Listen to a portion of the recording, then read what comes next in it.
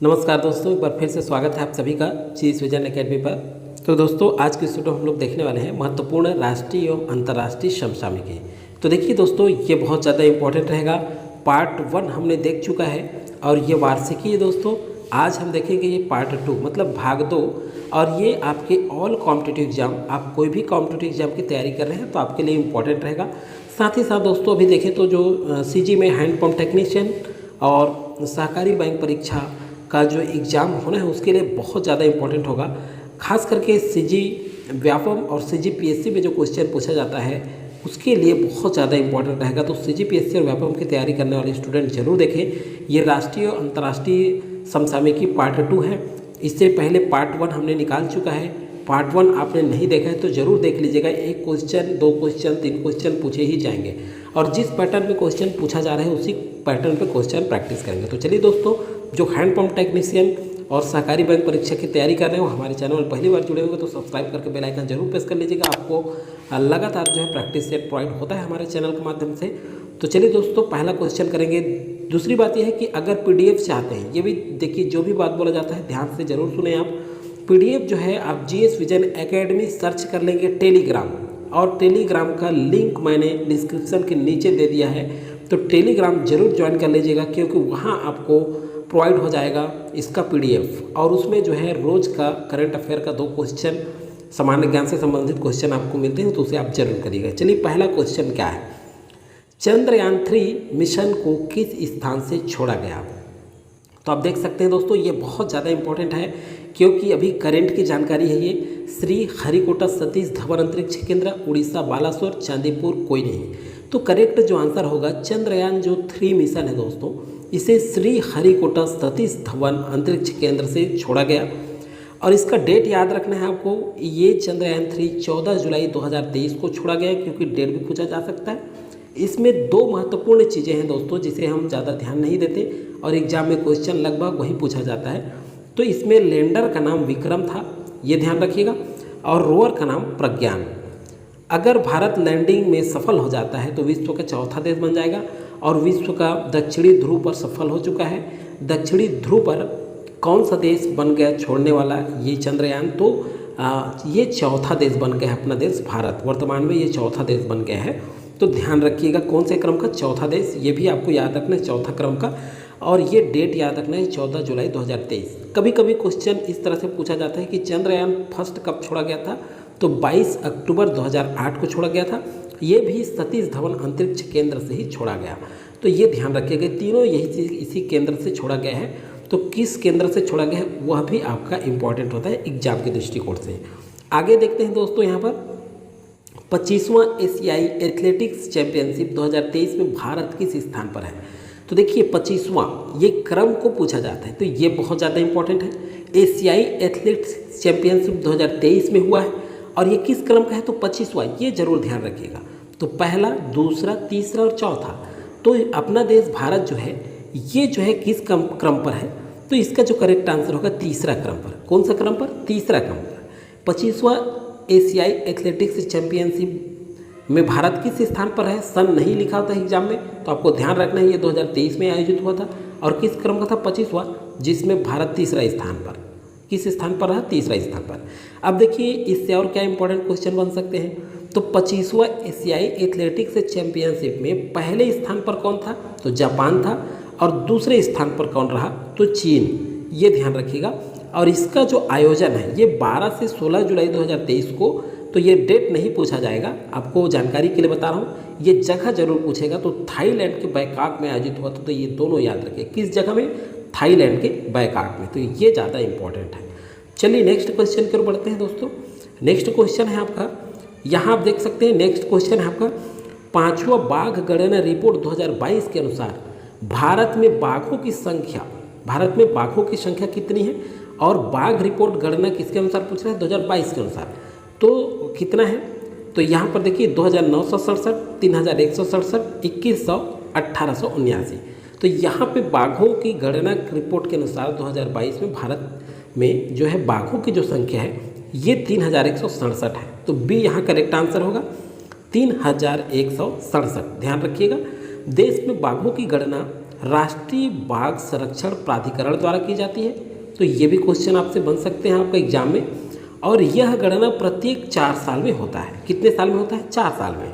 अब देखिए 2018 से 2020 तक बाघों की संख्या में कितने प्रतिशत वृद्धि हुई? तो ये बहुत ज़्यादा इंपॉर्टेंट है दोस्तों, ध्यान रखिएगा। 6.7% की वृद्धि हुई है। तो ऐसा क्वेश्चन आपका पूछा जाता है। अब देखिए और क्या क्या क्वेश्चन बन सकते हैं। कुल टाइगर रिजर्व वर्तमान में कितने हैं? तो 53, जिसमें सबसे नया टाइगर रिजर्व कितना है? कौन सा है? रानीपुर टाइगर रिजर्व है सबसे नया, ये ध्यान रखिएगा। 53 टाइगर रिजर्व है वर्तमान में, जिसमें जो है सबसे नया टाइगर रिजर्व का नाम है रानीपुर टाइगर रिजर्व। और सबसे छोटा टाइगर रिजर्व जो है ये बोर है, महाराष्ट्र का बोर। तो ये ध्यान रखिएगा दोस्तों आप। सबसे छोटा टाइगर रिजर्व कौन सा? महाराष्ट्र का बोर। और सबसे नवीन अगर पूछ लिया जाए तो रानीपुर टाइगर रिजर्व। चलिए नेक्स्ट क्वेश्चन की ओर बढ़ते हैं। और ये जितने भी क्वेश्चन कर रहे हैं सारे के सारे इंपॉर्टेंट हैं, जरूर करिएगा। आज आप सारे क्वेश्चन करिए क्योंकि आपके एग्जाम के लिए बहुत इंपॉर्टेंट होगा, खास करके हैंडपंप टेक्नीशियन में पूरा क्वेश्चन सॉल्व करें। ISFR 2021 के वन रिपोर्ट के अनुसार वन क्षेत्रफल के दृष्टिकोण से कौन सा राज्य पहले स्थान पर है? तो देखिए पहले स्थान पर मध्य प्रदेश है दोस्तों, ध्यान रखिएगा। ISFR 2021 में वन रिपोर्ट जारी हुआ जिसके अनुसार वन क्षेत्रफल के दृष्टिकोण से मध्य प्रदेश पहले स्थान पर है। किस स्थान पर है? मध्य प्रदेश पहले स्थान पर। और देश में अगर वनावरण पूछ लिया जाए, ध्यान रखिएगा, देश में वनावरण के दृष्टिकोण से पूछा जाए तो छत्तीसगढ़ तीसरे स्थान पर है। अगर मान लीजिए वन आवरण की स्थिति पूछा गया, वन आवरण के दृष्टिकोण से छत्तीसगढ़ किस स्थान पर है? तो तीसरे स्थान पर है। और देखिए क्षेत्रफल के दृष्टिकोण में मध्य प्रदेश पहला, दूसरा उड़ीसा, दूसरा महाराष्ट्र, तीसरा उड़ीसा और चौथा है अपना देश अपना राज्य छत्तीसगढ़। तो देखिए ये ध्यान रखिएगा, क्षेत्रफल वन क्षेत्रफल की दृष्टिकोण से छत्तीसगढ़ चौथे स्थान पर और वन आवरण की दृष्टिकोण से छत्तीसगढ़ तीसरे स्थान पर। इसको इसलिए बता रहा हूँ क्योंकि सीजी हैंडपंप टेक्नीशियन और सहकारिता बैंक की परीक्षा भी हाल ही में आगामी है, इसलिए छत्तीसगढ़ को हाईलाइट किया गया। नेक्स्ट है विश्व का पहले शीर्ष सुपर कंप्यूटर कौन सा है? तो देखिए विश्व का पहले शीर्ष सुपर कंप्यूटर, तो देखिए दोस्तों फ्रंटियर, फुगाकू, लूमी, एरावत, ये चारों के चारों सुपर कंप्यूटर हैं। लेकिन यहाँ पूछ रहा है शीर्ष सुपर कंप्यूटर कौन सा है? पहला तो फ्रंटियर है। कौन सा है? फ्रंटियर। तो पांचवा का एक करेक्ट आंसर होगा। फुगाकू सेकंड है, लूमी तीसरा है। तो शीर्ष ये 3 है, Fugaku, frontier, Fugaku, Lumi. Frontier पहले शीर्ष पर है। फ्रंटियर अमेरिका का है, फुगाक जापान का है और लूमी फिनलैंड का है। तो ये ध्यान रखिएगा, मतलब अमेरिका का कंप्यूटर शीर्ष स्थान पर है। और ये जो एरावत है ये भारत का सुपर कंप्यूटर है। तो एरावत, परम सिद्धि और प्रत्युष ये भारत के 3 सुपर कंप्यूटर हैं। तो भारत से अगर पूछ ले जाए 3 सुपर कंप्यूटर कौन कौन से हैं, तो ध्यान रखिएगा एरावत, परम सिद्धि और प्रत्युष, ये तीनों जो है भारत के सुपर कंप्यूटर हैं, शीर्ष 3 सुपर कंप्यूटर। चलिए नेक्स्ट क्वेश्चन है वागशीर क्या है? ये क्वेश्चन पूछा गया, मान लीजिए आपसे वागशीर क्या है? तो लड़ाकू विमान, मिसाइल, पनडुब्बी, सुपर कंप्यूटर। अगर आप CGPSC और CG व्यापम पर नज़र डालें तो इसी पैटर्न पे क्वेश्चन पूछा गया है। तो ये बहुत ज़्यादा इंपॉर्टेंट रहने वाला है, बार बार मैं कह रहा हूँ सारे क्वेश्चन करना है आपको। वागशीर क्या है? तो देखिए वागशीर क्या है दोस्तों, यहाँ पर जो है ये पनडुब्बी है। वागशीर क्या है? पनडुब्बी। और ये मंझगांव डाक शिप बिल्डर्स से निर्मित स्कॉर्पिन श्रेणी का यह 6वीं पनडुब्बी समुद्री परीक्षण हाल में मई माह में किया गया था। इसका कब किया गया था? मंझगांव डाक शिप बिल्डर्स बम्बई के द्वारा स्कॉर्पिन श्रेणी का यह 6वीं पनडुब्बी। कौन से क्रम का पनडुब्बी है? तो 6वीं, ये भी ध्यान रखिएगा। और हाल ही में मई माह में क्या किया गया था? इनका परीक्षण किया गया था, समुद्री परीक्षण। नेक्स्ट क्वेश्चन है दोस्तों आपका, जून 2023 रिपोर्ट अनुसार भारतीय रिजर्व बैंक का नगद आरक्षण अनुपात मतलब CRR कितना प्रतिशत है? तो देखिए ये इकोनॉमिक्स सेक्शन से क्वेश्चन पूछा जाता है। तो सीधा चलते हैं आंसर पर, 4.50। इसको सभी को करके नहीं देखेंगे क्योंकि कन्फ्यूजन क्रिएट करता है। तो 4.50 ये CRR है जून 2023 रिपोर्ट के अनुसार किसका? Reserve bank of India CRR द्वारा जारी किया गया। नेक्स्ट क्वेश्चन है आपका, वर्ष 2023-24 के अनुसार भारत में सबसे ज़्यादा निर्यातक वस्तुएं कौन सी है? तो देखिए वर्ष 2023-24 में भारत में सबसे ज़्यादा निर्यातक वस्तुएं पूछ रहा है। कौन सा निर्यातक वस्तुएं? तो इंजीनियरिंग इलेक्ट्रॉनिक, रत्न एवं आभूषण, उपयुक्त सभी। तो देखिए दोस्तों, ये तीनों के तीनों वर्ष 2023-24 के अनुसार भारत में सबसे ज़्यादा निर्यातित वस्तुएं हैं, तो उपयुक्त सभी आंसर आ जाएगा।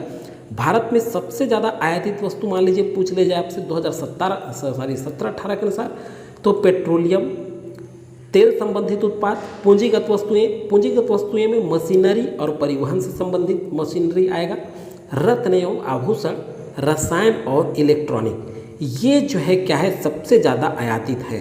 तो ध्यान रखिएगा, एक बार रिवीजन करते हैं 2017-18 के अनुसार। ऐसे 17-18 के अनुसार जो है सबसे ज़्यादा जो आयात की जाने वाली वस्तुएं हैं ये पेट्रोलियम है, तेल से संबंधित उत्पाद है, पूंजीगत वस्तुएं हैं, मशीनरी, परिवहन से संबंधित, रत्न एवं आभूषण है, रसायन और इलेक्ट्रॉनिक वस्तुएं। तो ये चारों चीज़ आपको ध्यान रखना बहुत ज़्यादा इंपॉर्टेंट है। नेक्स्ट क्वेश्चन है आपका, पेट्रोल में इथेनॉल को 20% मिश्रित करने का लक्ष्य रखा गया है और ये कब तक रखा गया है? तो ये दोस्तों 2025 तक रखा गया है। बी यहाँ करेक्ट आंसर होगा। नेक्स्ट क्वेश्चन की ओर बढ़ते हैं। अगस्त 2023 की स्थिति में भारत में कितने महारत्न कंपनियां, वेरी इंपॉर्टेंट, IMP टिक कर लीजिए आप, व्यापम की एग्जाम या CGPSC की तैयारी कर रहे हैं। अगस्त 2023 की स्थिति में भारत में कितने महारत्न कंपनियां हैं? 10, 11, 12, 13। आप भी आंसर जरूर टिक किया करें, अपने आंसर को चेक किया करें कि आपकी तैयारी कितनी है। तो मेरे बताने से पहले आप कमेंट सेक्शन में तुरंत 10 का डी, 11 का बी, जो भी आता है उसको कमेंट करके ज़रूर बताएं। तो यहाँ देखिए दोस्तों, यहाँ 13 है महारत्न जो कंपनी है वो अगस्त 2023 की स्थिति में 13 कंपनियां हैं। अब चलिए देखते हैं ऑयल इंडिया लिमिटेड OIL का वर्ष 2023 में 13वां महारत्न कंपनी का दर्जा मिला। तो देखिए ये भी क्वेश्चन आपके एग्जाम बन सकते हैं कि 13वां महारत्न कंपनी का दर्जा किसे मिला? तो OIL कंपनी, ध्यान रखिएगा, ऑयल इंडिया लिमिटेड को, जिसका मुख्यालय कहाँ है? नोएडा में है। चलिए नेक्स्ट है, वर्तमान में भारत में अगर नवरत्न कंपनियां पूछ लिया जाए तो कितने नवरत्न कंपनियां हैं? 14 नवरत्न कंपनियां हैं। 13 महारत्न कंपनियां हैं, ध्यान रखिएगा, और नवरत्न 14, एक आगे कर देंगे तो नवरत्न हो जाएगा। ऐसे याद रखिएगा, महारत्न आपके 13 हैं और नवरत्न के लिए एक और मिला देंगे तो 14 हो जाएगा। वर्ष 2023 में रेल विकास निगम लिमिटेड और तेल एवं प्राकृतिक गैस निगम विदेश लिमिटेड को नवरत्न का दर्जा दिया गया। तो वर्ष 2023 में नवरत्न का दर्जा किसको दिया गया? तो 2 रेल विकास निगम लिमिटेड को दिया गया और तेल एवं प्राकृतिक गैस निगम विदेश लिमिटेड को दिया गया। तो ये दोनों चीज़ आपको ध्यान रखना है। नेक्स्ट क्वेश्चन है आपका, समुद्र शक्ति सैन्य अभ्यास किन किन देशों के बीच आयोजित हुआ था? तो देखिए, समुद्र शक्ति सैन्य अभ्यास किन किन देशों के बीच आयोजित हुआ था? Bharat Indonesia, Bharat Britain, Bharat Sri Lanka, Bharat America. तो कमेंट करके देखिए दोस्तों, इसका आंसर क्या आएगा? तो भारत और इंडोनेशिया के बीच समुद्र सैन्य शक्ति का अभ्यास किया जाता है, ध्यान रखिएगा।